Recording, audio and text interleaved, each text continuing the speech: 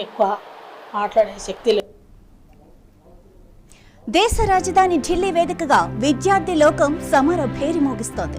CJP ఆధ్వర్యంలో విద్యార్థులు చేపట్టిన ఉద్యమ రాజకీయాలు, దీక్షలు, పోరాటాలు ఇప్పుడు తీవ్ర రూపం దాల్చాయి. కేంద్ర విద్యాశాఖ మంత్రి ధర్మేంద్ర ప్రధాన్ రాజీనామా చేయాలన్న డిమాండ్తో విద్యార్థులు వెనక్కి తగ్గకుండా పోరాడుతున్నారు. అక్షరాల విద్యార్థుల పోరాటం తారాస్థాయికి చేరింది. ప్రభుత్వం అనివార్యంగా దిగివచ్చి వారితో చర్చలు జరిపే పరిస్థితి ఏర్పడింది. అయితే సరిగ్గా ఇదే సమయంలో విద్యార్థుల స్వచ్ఛమైన ఉద్యమాన్ని తమ వైపు తిప్పుకోవటానికి, ఆ పోరాటాన్ని హైజాక్ చేయడానికి కాంగ్రెస్ పార్టీ ప్రయత్నించడం తీవ్ర చర్చనీయాంశంగా మారింది. ఇంతకీ కాంగ్రెస్ మాస్టర్ ప్లాన్ లో కాక్రోచ్ పార్టీ ఎలా ఇరుక్కుందో ఈ స్టోరీలో చూద్దాం.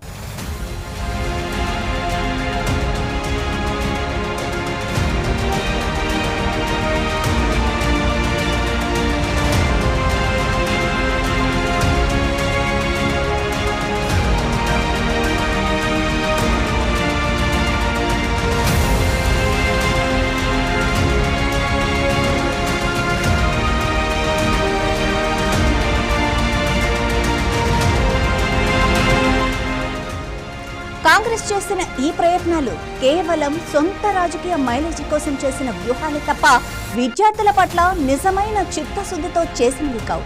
కాంగ్రెస్ ఈ పోరాటాన్ని టేకప్ చేయటం వల్ల అంతిమంగా విద్యార్థులకే తీరని నష్టం జరిగిందన్న అభిప్రాయాన్ని ఎనలిస్టులు అంచనా వేస్తున్నారు. దీనికి బలమైన నిదర్శనాలు కూడా కనిపిస్తున్నాయి. 26 రోజులుగా నిరాహార దీక్ష చేసిన సోనం వాంగ్చుక్ భార్య సైతం కాంగ్రెస్ తీరుపై తీవ్ర ఆగ్రహం వ్యక్తం చేశారు. కాంగ్రెస్ పార్టీ తొలి నుంచి విద్యార్థి ఉద్యమాలకు మద్దతుగా లేదని, వారికి ఎలాంటి చిత్తశుద్ధి లేదని ఆమె ఆరోపించడం ఇక్కడ గమనించాల్సిన ముఖ్య అంశం. ఇక మరోవైపు సీజేపీ పోరాటానికి తొలి నుంచి మద్దతుగా నిలుస్తున్న ఆమ్ ఆద్మీ పార్టీ యాప్ కూడా కాంగ్రెస్ వైఖరిపై తీవ్ర అభ్యంతరాలు వ్యక్తం చేస్తోంది. కాంగ్రెస్ కావాలని ఈ ఉద్యమాన్ని హైజాక్ చేస్తోందని యాప్ నేతలు బహిరంగంగానే విమర్శిస్తున్నారు.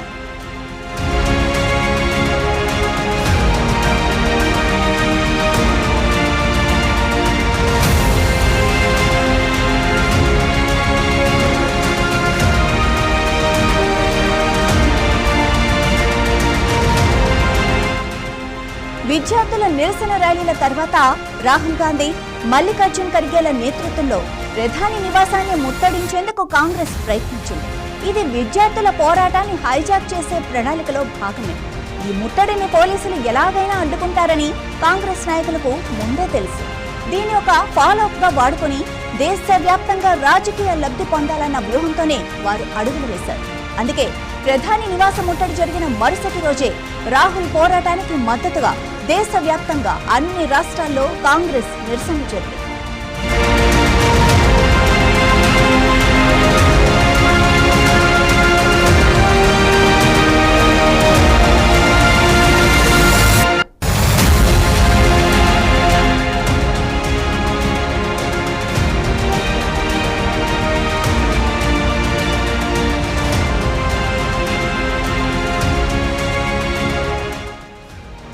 ఇక్కడ విడ్డూరమైన విషయం ఏంటంటే అధికార బీజేపీ కూడా కాంగ్రెస్ తో సమానంగా అతి చేసింది. కాంగ్రెస్ నిరసనలు చేయటమే ఏదో పెద్ద తప్పు అన్నట్లుగా బీజేపీ నేతలు పోటీ ప్రదర్శనలు నిర్వహించారు. చివరికి తెలుగు రాష్ట్రాల్లో ఇరు పార్టీల కార్యకర్తల మధ్య ఘర్షణలు కూడా చోటు చేసుకున్నాయి. ఈ రెండు జాతీయ పార్టీలు చేసిన ఈ రాజకీయ పోటీలో విద్యార్థుల అసలైన పోరాటం, వారి డిమాండ్లు దారి మళ్లిపోయే ప్రమాదం ఏర్పడింది.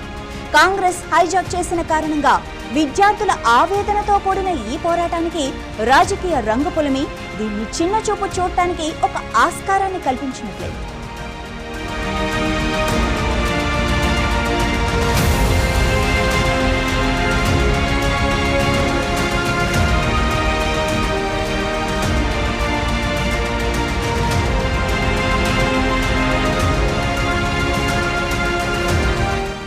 రాజకీయ పార్టీల డ్రామాలను పక్కన పెట్టి విద్యార్థుల పోరాటాన్ని వారి స్వచ్ఛమైన ఆవేదనగా, స్వచ్ఛమైన ఉద్యమంగానే చూడాలి.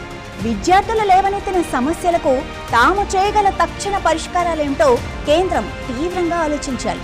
అలా చేయకుండా రాజకీయ రంగు పొలిమి విద్యార్థుల ఉద్యమాన్ని పక్కన పెట్టేసి ఈ దేశంలో ప్రజల ఆవేదన నుంచి, హక్కుల నుంచి పుట్టే నిజమైన పోరాటాలకు విలువే లేకుండా పోతోంది.